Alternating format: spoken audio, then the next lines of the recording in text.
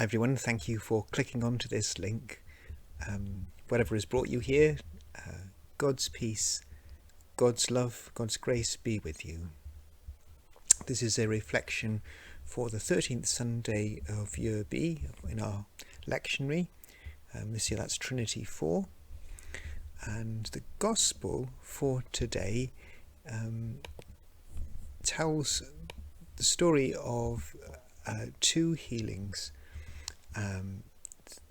There's the healing of Jairus' daughter, and there's the healing of this poor woman with no name, no status, but to her Jesus says, "My daughter, your faith has made you well. Your faith has made you well." Normally when I'm out day to day in the community, in the parish, I'm wearing a clerical collar, priest's collar, and it's good because people feel free just approaching you, asking you about things. They also feel very free just saying what's ever on their mind, and so you get random people saying random things to you on the bus or as you're walking in the park or at the shop till. And over the many years of ministry as a priest, I've got used to this, and I've got a repertoire of responses to lots of the things people say. The only one I haven't got a good response to is when they say, "Cheer up, it might not happen." Well, I've got a response in my head that's ready to go, but I can't say it out loud. But anyway, but lots of the things people say to me in conversation, they'll be talking away and they'll just say, "Oh, I don't believe in God, by the way." It's very important that they establish that. Okay, I didn't ask if you did, but I don't believe in God. So I usually, with a smile, say, "Oh, that's interesting because God believes in you. God so believes in you." And another thing people will say, though, that's interesting is that they want, and I think they mean it in an affirming way, sometimes in a patronizing way, but mostly they're trying to say something nice. They say, "Oh, I admire your faith. I admire your faith." And I usually say, "You don't have a faith?" And they will sometimes say, "No. I don't believe in God." And sometimes I'll say, "Oh, well, what do you believe in then?" But sometimes, just if I want to have some fun, they say, "I admire your faith." I say, "Oh, no, I admire your faith. Your faith in complete nothing, in the generative power of complete nothing. I mean, I believe in God. I believe that the universe and all reality has a source, has an origin of its existence, of its reason to be, but to believe that it's all based on nothing, that nothing makes everything happen. Nothing, literal nothing. That's real faith. I admire your faith." We all have faith, all of us, and I guess it makes us vulnerable, and it's something that goes beyond the evidence. And there's the evidence, and then you have to just take a leap, and you think, well, this is what makes best sense of my experience or what I see or I understand. But we all have faith. And the question is it a faith that makes us well, or is it a faith that makes us sick or unwell? And there's lots of faith that makes us unwell. But the Christian faith, at its heart, in its truest form, is a faith that makes you well and whole, and is a healing faith, and it's a faith that brings deep peace and strength. Yeah, I have a faith. Yeah, I believe in God. And not just any God, but the God we see in Jesus. You see, other gods are above us, commanding us from on high, but only the Christ God is beneath us, saving us and healing us from below. Other gods are simply divine. Only this God, the Christ God, is perfectly human. Your faith has made you well. In this Sunday's Gospel, there are two people, well, there's many people, but there's two interesting people who receive healing from Jesus. There's Jairus, his daughter, and a nameless woman who is bleeding. She's bleeding. Here is Jairus in the Gospel kneeling before Jesus.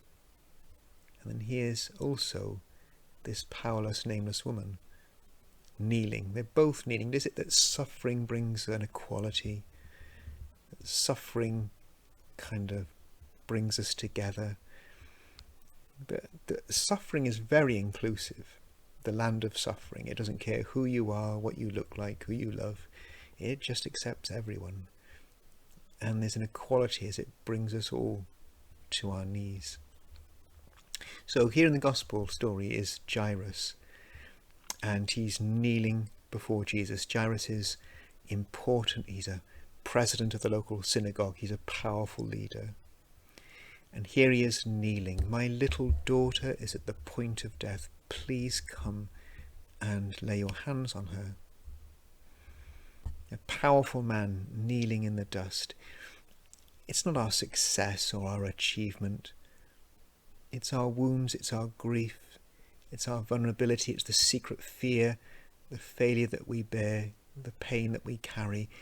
It's these things that make us more glorious than the stars. I don't mean that the suffering, there's a good in it, but I mean that the humanity in us that carries these things, and that in us that goes on loving and praying and living while carrying these things. It's this that breaks the hearts of the angels. It's this that makes us more glorious than the stars. Here's Jairus kneeling in the dust, begging Jesus' help for his daughter. He is never greater. He is never more noble and majestic than on his knees, asking, pleading for his daughter. So Jesus marches towards the home of Jairus to see his little girl. But as he's making his way through the crowd, he stops suddenly and he turns around and says, who touched me? And the disciples say, Lord, there's a crowd pressing around us. Everyone's touching you. Don't be silly. And no, Jesus says, no, somebody touched me. I felt power go out from me. I felt power go out from me.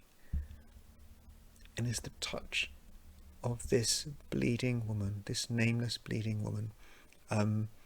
He is touched by her, and there's a disturbance in the force. The most microcosmic call of the poor is felt by God. So there's this woman who's touched Jesus, and the thought in her head is, if I can just touch the hem of his cloak, if I can just touch the hem of his cloak. She's quite a contrast to Jairus. Jairus has power, she is powerless. Jairus is at the centre of his community, and she's on the reject edge of her community. He has a name, she has no name. And in this culture, any kind of bleeding, and female bleeding in particular, made you impure. It made you culturally and ritually impure.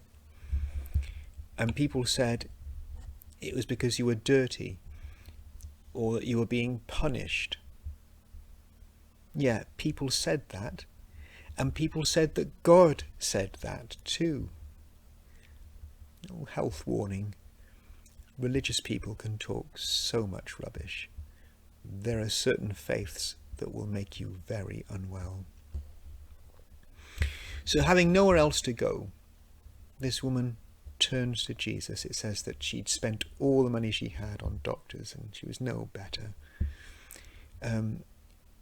So with nowhere else to go, she turns to Jesus. In desperation, she turns to Christ. And she touches him. She takes this leap of faith. He is from God. That's all she knows. He is a holy man. That's all she knows.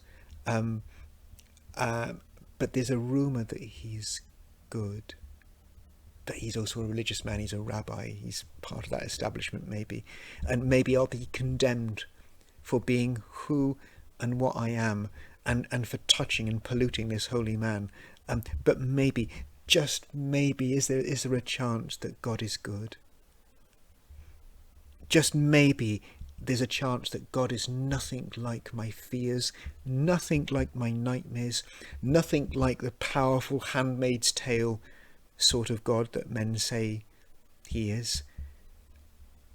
In my dreams, in a tiny part of my heart, there's something inside that dares me to believe that God is good, that he is kind, he has an overwhelming compassion. Dare I trust in that God? And she does. She takes a leap of faith, and she is met by healing love. And Jairus does the same, and he is met with healing love. Your faith, the tiny fringe edge of faith that makes you dare to touch and reach out to him, makes you well. When he arrives at the house of Jairus, Jesus is told that the little girl has died, and Jesus says, no, she's just asleep. And they laugh at him, but Jesus says, I declare that this death is sleep. I will make it so. And to show us, he makes this girl wake up. I declare that death is no more than sleep. I shall make it so, says Jesus, to Jairus and to you and me, and to the bleeding woman. Jesus says, my daughter, your faith has made you well. If your faith is in some kind of vindictive God out to get us, some God who literally would punish us to their end, that faith will make you sick. If your faith is in the great nothing, nothing made everything, there's no point to anything, there's just nothing, there's just no abyss, then that will make you sick with despair. If your faith is in any other God, it will drive you crazy. It's why there are so many religious nuts in this world. But if your faith is in the Christ God, it will begin to make you well and strong and whole. The faith you have in God, that brave, vulnerable leap of trust that you make, touches him. It moves God's heart. It makes power flow from him. My son, my daughter, your faith has made you well.